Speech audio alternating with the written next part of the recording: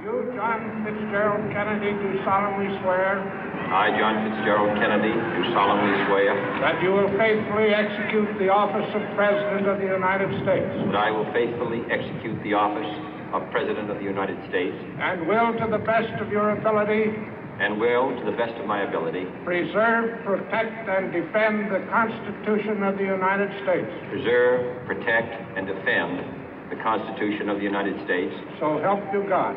So help me God.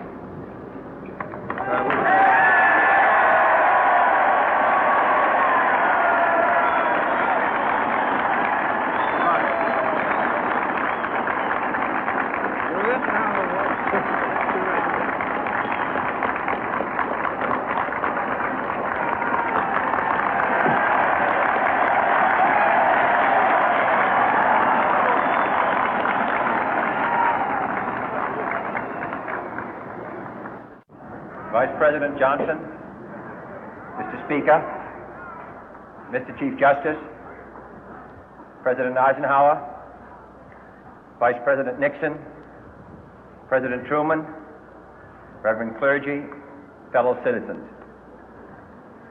We observe today not a victory of party, but a celebration of freedom, symbolizing an end as well as a beginning, signifying renewal as well as change.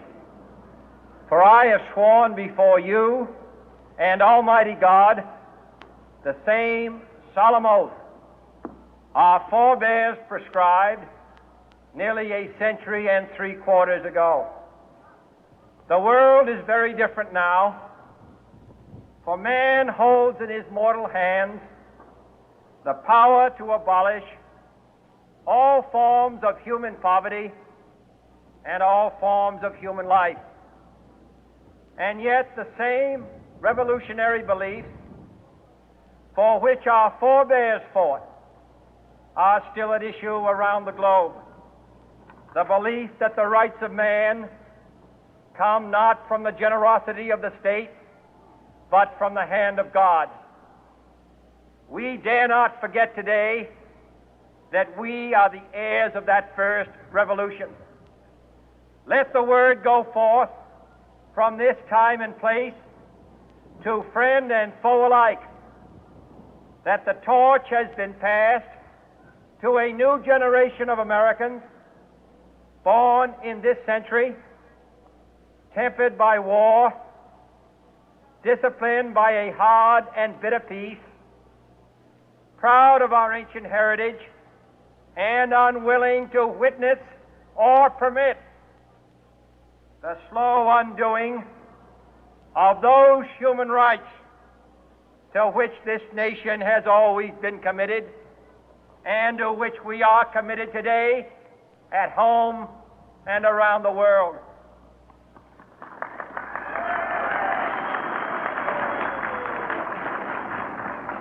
Let every nation know, whether it wishes us well or ill, that we shall pay any price, bear any burden, meet any hardship, support any friend, oppose any foe to assure the survival and the success of liberty.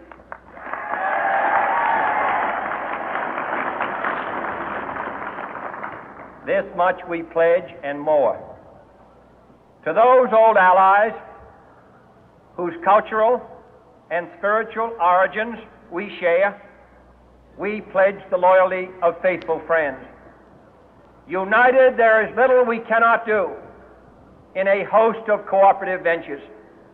Divided, there is little we can do, for we dare not meet a powerful challenge at odds and split asunder.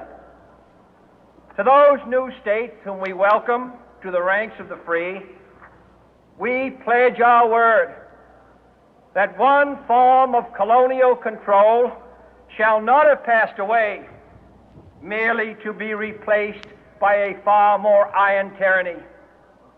We shall not always expect to find them supporting our view, but we shall always hope to find them strongly supporting their own freedom, and to remember that in the past, those who foolishly sought power by riding the back of the tiger ended up inside.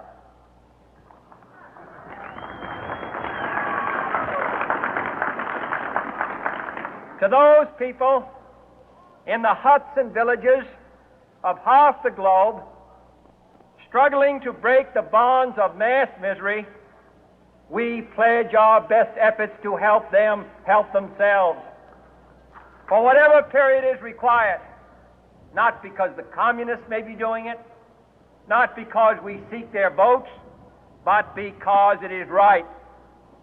If a free society cannot help the many who are poor, it cannot save the few who are rich.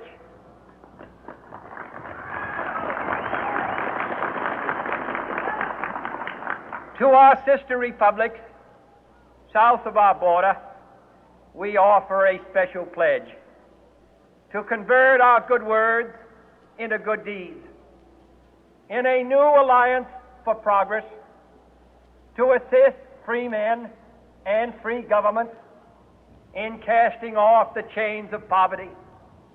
But this peaceful revolution of hope cannot become the prey of hostile powers.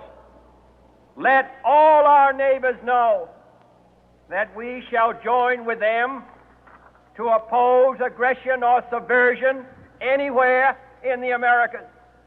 And let every other power know that this hemisphere intends to remain the master of its own house.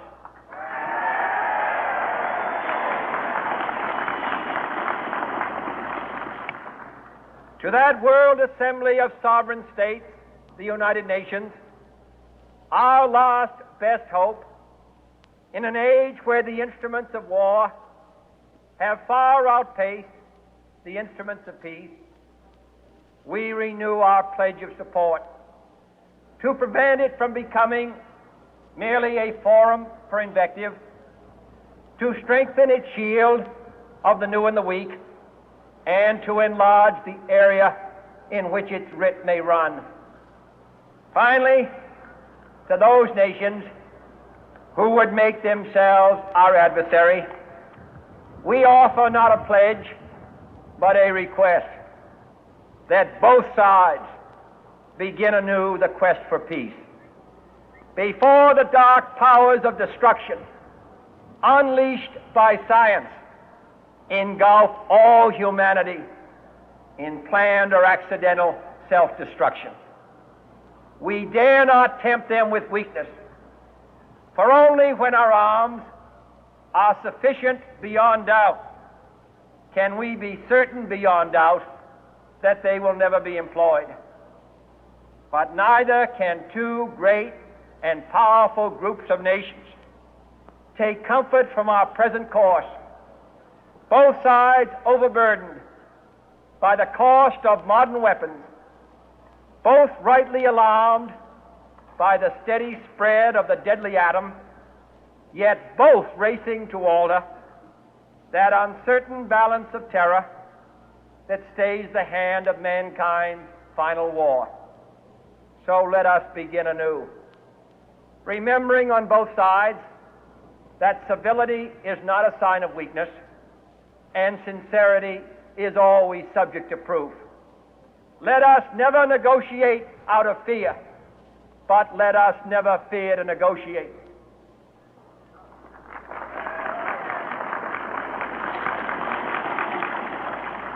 Let both sides explore what problems unite us, instead of belaboring those problems which divide us.